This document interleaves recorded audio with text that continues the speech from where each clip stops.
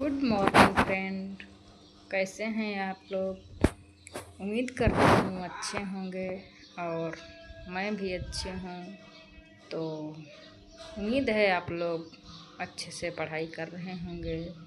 जिन्होंने कोचिंग लिया है और जिन्होंने नहीं लिया है, सभी लोग अच्छे से पढ़ाई कर रहे होंगे। तो ये मेरा मॉर्निंग का स्टडी ब्लॉग है।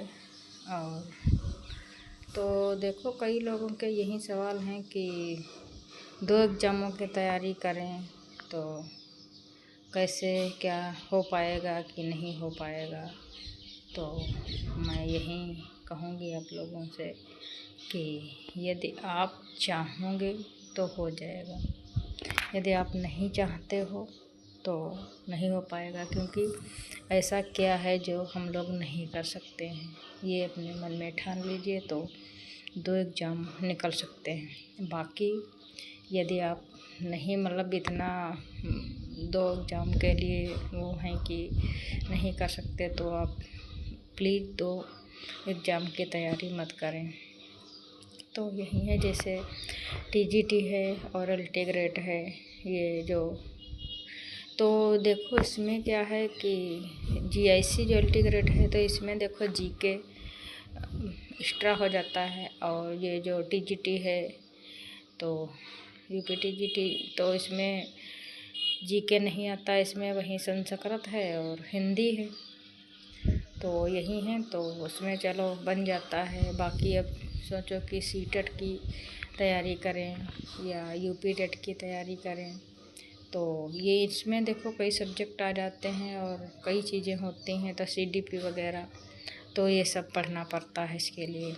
तो यदि सीटेट की तैयारी कर रहे हैं तो तब तो देखिए एकदम अलग हो जाता है। और टीजीटी है या जेआईसी की वैकेंसी है, तो उसमें जीके तो एक्स्ट्रा है चलो, लेकिन सब्जेक्ट काफ़ी नंबरों का सब्जेक्ट होता है, तो उसमें तो मैनेज हो जाता है। उसकी तो एक साथ तैयारी कर सकते हैं हम लोग। तो यही है, तो मैं यही सलाह दूंगी कि यदि आप तैयारी करना चाहते हैं तो तैयारी करिए। बाकी मैं तो यही सलाह दूंगी कि एक सब्जेक्ट, एक एग्ज़ाम अच्छे से क्लियर कर लीजिए, और बाकी बाद की बात है। तो एक अच्छे से एग्ज़ाम क्लियर कर लेते तो ज़्यादा सही रहता। तो बाकी आपकी मर्ज़ी। और यदि सीटेट भी तैयारी करना चाहते हैं सीटेट की, तो सीटेट भी कोई बड़ा पेपर तो है नहीं, तो वो भी क्लियर हो जाएगा, ऐसी बात नहीं है। और मैंने क्लियर किया है तो मुझे पता है कि कैसा पेपर आता है, उसका लेवल क्या रहता है। तो उसमें ये है कि पेडागोजी वगैरह ज़्यादा होती है, तो प्रैक्टिस बहुत ज़्यादा, उसमें बहुत ज़्यादा प्रैक्टिस करना होता है। तो यहाँ पे देखो मेरे सर पढ़ा रहे थे, तो मैं पढ़ रही थी यहीं। ये हैं मेरे सर, तो आप लोग जानते होंगे विजिला सर को। तो मैंने इन्हीं के पास कोचिंग लिया है, यहीं एलटी की और टीजीटी की। तो यहीं सर एक में सब पूरा कोर्स है इनका, तो मैंने ले लिया था, तो वहीं पुराना ही बैच पढ़ रहे हैं। बाकी न्यू बैच तो नहीं लिया। फिर मैंने जब सिलेबस भी एक ही है, तो मेंस के लिए लेना होगा तो बाद में देखा जाएगा, मेंस के लिए तो ले लेंगे बाद में। तो ये सर बता रहे थे कि ये इम्पोर्टेंट है, और ये भी लगाइए, ये इम्पोर्टेंट है। तो वहीं मैं इम्पोर्टेंट क्वेश्चन लगा रही थी कि जो पॉइंट इम्पोर्टेंट हैं वो बता देते हैं, तो मैं तुरंत इम्पोर्टेंट लगा लेती हूँ। नहीं तो बाद में ये होता है कि हाँ ये कहेंगे कि याद रहेगा, और फिर भूल जाते हैं। तो यही साथ में कुछ ना कुछ निशान लगा लो तो ज़्यादा सही रहता है। तो उसके बाद फिर सुबह ये सब इतनी पढ़ाई की, उसके बाद फिर मैं खाना बनाने चली गई। खाना बनाने के बाद उसके बाद फिर मैं पढ़ने लगी थी। तो ये सरस्वती पांडे की और गोविंद पांडे की बुक तो आप लोग जानते होंगे। हिंदी की जो बुक है, जो टीजीटी के या पीजीटी या एलटी ग्रेड के जो छात्र होंगे, तो वो इस बुक से अच्छी तरह से परिचित होंगे, क्योंकि ये बुक बहुत ही इम्पोर्टेंट है और काफ़ी क्वेश्चन इसमें से आ जाते हैं, क्योंकि जो पुराने लोग हैं, सिलेक्टेड लोग हैं, उनकी मैंने वीडियो भी देखी है और कुछ फ्रेंड भी, मतलब मेरे फ्रेंड के जैसे जानने वाले हैं, तो वो भी यही बताती है कि ये बुक अच्छी बुक है और अच्छे से पढ़ सकते हो इसको। तो ये मैं पढ़ रही थी बुक, तो आप लोग यदि बताएंगे तो मैं इसका जो रोज़ का रूटीन है, मतलब रोज़ क्या टॉपिक पढ़ते हैं, क्या टॉपिक अलग अलग करके, तो मैं बताऊंगी कि मतलब अलग अलग अपन वो बना, ये हरे टाइम टेबल बना के और पढ़ती हूँ तो ज़्यादा सही रहता है। बाकी बगैर टाइम टेबल तो कुछ समझ में नहीं आता क्या पढ़ें क्या नहीं। बुक लेके बैठो तो पता चलता है कि ये पढ़ें कि वो पढ़ें, ये टॉपिक पढ़ें कि वो टॉपिक पढ़ें, और कुछ समझ में नहीं आता। इसलिए सबसे पहले टॉपिक क्लियर कर लीजिए कि कौन सा पढ़ना है, कौन सा नहीं पढ़ना है, और नहीं तो सब कंफ्यूज हो जाओ कि मतलब इसी में टाइम चला जाता है। ज़रा सी टाइम मिले, क्योंकि हाउसवाइफ के पास बहुत कम ही टाइम मिलता है, और साथ में जो छोटे बच्चे हों तो फिर आप समझ सकते हो कि मतलब बिल्कुल टाइम नहीं मिल पाता है। तो ज़रा सा टाइम मिले तो उसमें सोचना कि क्या पढ़ें क्या नहीं, तो इससे अच्छा यही है कि अच्छे से लिख के रख लीजिए कि क्या पढ़ना है क्या नहीं पढ़ना है, तो आराम से हो जाता है।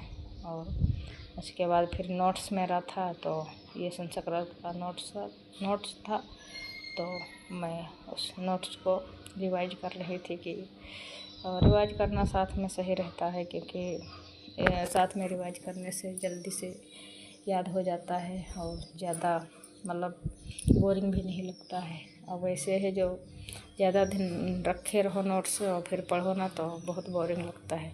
इसलिए मैं तुरंत इसको रिवाइज कर रहे थे। और ये यही संस्कृत साहित्य था ये, तो संस्कृत साहित्य का ये नोट्स था।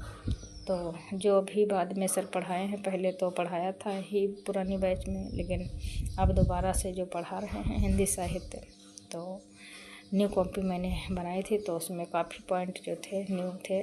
और पहले तो बहुत मतलब शॉर्टकट, मतलब बहुत ज़्यादा नहीं था, तो अब इस बार तो बहुत डीपली पढ़ा रहे थे, तो मैंने सोचा कि थोड़े वीडियो थे, 10 वीडियो, 10 शायद 14 वीडियो, तो मैंने नोट कर लिया था। तो उसके बाद मैं दूसरा टॉपिक फिर पढ़ने लगी थी सरस्वती पांडे वाली बुक से।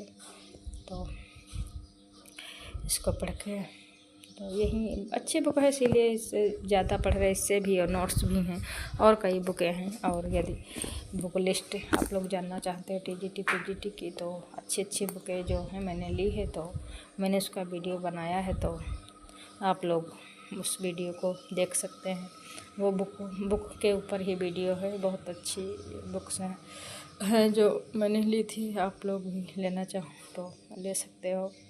और तो यही है फ्रेंड कि यदि आप 2 एग्ज़ाम की तैयारी करना चाहते हो तो कर सकते हो। और जैसे सीटेट का क्वेश्चन बहुत है कि सीटेट है साथ में, और टीजीटी पीजीटी ये सब लगे हैं एग्ज़ाम, तो सीटेट भी क्लियर किया जा सकता है। और इतना बड़ा कोई पेपर तो है नहीं, एग्ज़ाम तो है नहीं कि क्लियर नहीं कर सकते हो।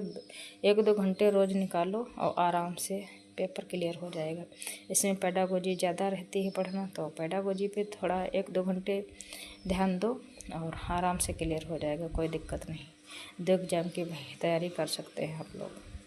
ठीक है फ्रेंड, तो ये वीडियो यदि आपको यूजफुल लगे तो इसे लाइक करें, शेयर करें और सब्सक्राइब करें। ठीक है, तो फिर मिलते हैं अपने न्यू ब्लॉग में, नेक्स्ट ब्लॉग में। ठीक है, तो आप लोग पढ़ते रहें और अच्छे कमेंट करते रहें। तो यही है बस। Okay, bye.